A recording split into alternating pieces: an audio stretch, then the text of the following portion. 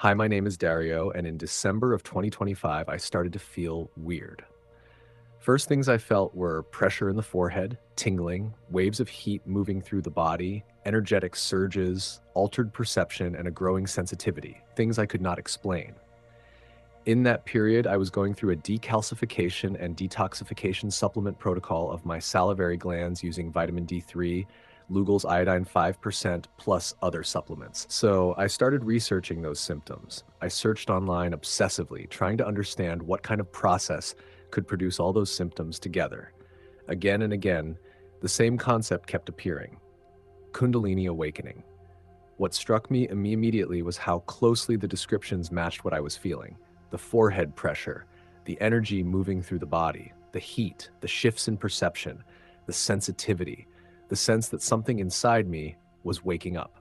All these people talking about Kundalini were also talking about regulating those energies with meditation. That was something completely outside my world. I was not a spiritual person. I was not religious. I had no background in yoga, mysticism, or energy work.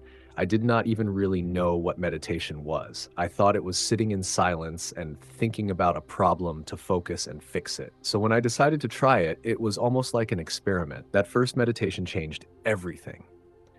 In less than 25 minutes, I found myself in a void space. I was there, but I was also here. I found myself in a vast space that felt intelligent and more real than normal reality. I perceived landscapes, luminous beings, and music, but not through my ears. Then I felt a huge release of energy from inside me, especially through the chest, like something opened and exploded outward everywhere. At one point, I saw a radiant ball of light interacting with my thoughts, changing shape multiple times and finally becoming a dove-shaped figure, a being of pure light. I've seen places, forests, villages, insects walking on tree branches, a huge white building in the middle of a never-ending grass field. I smelled the perfume of the flowers I was seeing and felt the love in a blissful way that I can describe as the touch of God. From that moment on, this was no longer just a list of strange symptoms. After that first meditation, everything intensified. The energy became stronger, the sensations became stronger, the sensitivity became stronger. The dreams and the sensations during meditation became almost overwhelming. I became much more aware of people, places, atmospheres, and inner states. It felt like something had opened, and my whole system was now perceiving reality in a much deeper and stronger way.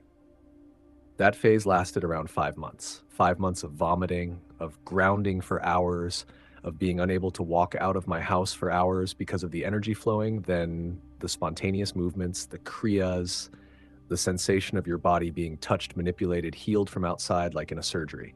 5 months of physical changes, loss of appetite, and consequentially of weight. 5 months of purging emotions from my past, feeling the pain I made other people feel, and forgiving what other people did to me. 5 intense, blissful, and painful months.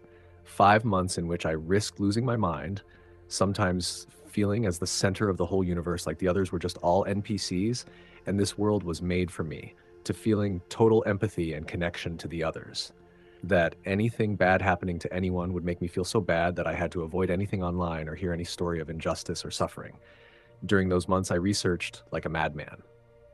I went deeper into Kundalini, consciousness, mystical experience, quantum mechanics, near-death experiences, vitamin D3, iodine and calcium regulation, detoxification, pineal gland theories, and biochemistry. I was trying to understand the process from every possible angle, spiritual and physical at the same time. And little by little, I ended up putting the clues together and starting to think that I had probably decalcified and detoxified my pineal gland together with my salivary gland through my supplement protocol, and that this may have triggered a full-blown, non-consensual, sudden, semi-spontaneous Kundalini awakening, both from the bottom up and from the top down. Then the process shifted. After the intensity came a phase of detachment that lasted around 8 months. Everything seemed far away. The usual human drama felt less important. I felt more distant from the old structure of life, like I had stepped back from it and was seeing it from somewhere else. The personal story had less grip. The ego structure felt looser. My answer to any issue was, I don't care. This is just a simulation. It doesn't matter.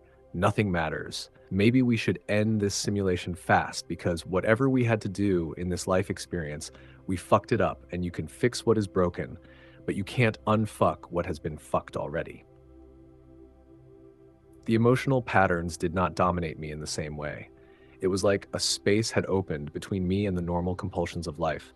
And from that space, I could see how much of ordinary reality is built on repetition, fear, identification, and unconscious movement. And now I feel I am in another phase: integration. For around the last 3 months, the whole arc has started to make sense in a deeper way. The symptoms, the research, the meditation, the awakening, the sensitivity, the detachment, all of it now feels like part of one coherent process. What once felt chaotic now feels meaningful. What once felt overwhelming now feels readable.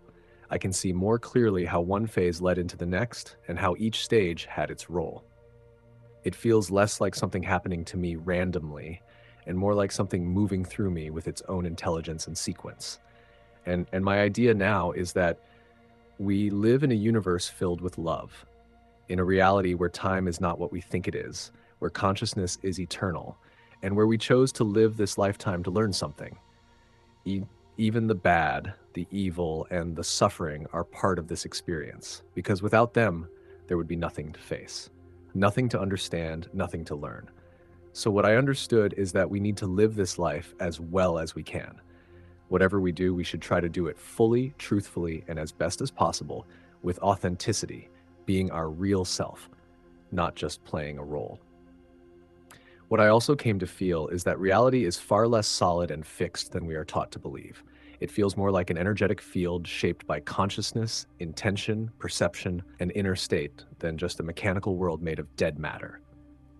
Time itself no longer feels absolute to me, but more like part of the structure of this experience, while something deeper in us exists beyond it.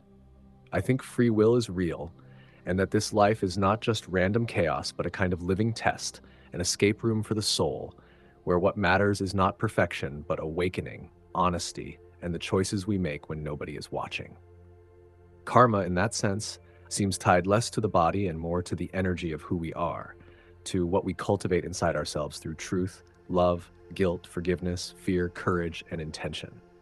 The more I went through this process, the more I felt that the real red pill is not outside of us, but within us, in our intuition, in our conscience, in our capacity to stop living unconsciously and to start listening to what feels deeply true. And maybe that is why living authentically matters so much, because when we betray ourselves, we move further away from that truth. And when we follow what is real inside us, even imperfectly, we move closer to alignment, peace, and meaning. We live in a society that does not make this easy, I know, but I think we should all still try to find time for what truly inspires us, whatever it is, without always looking for an outcome. Dance, sing, write a book, paint something, take pictures, create something, even if you suck at it, and do it because you love it, not for validation from other people. Expressing yourself through creativity is one of the closest things you can do to honor God, the energy, the source, the great spirit, the force that created us and the universe.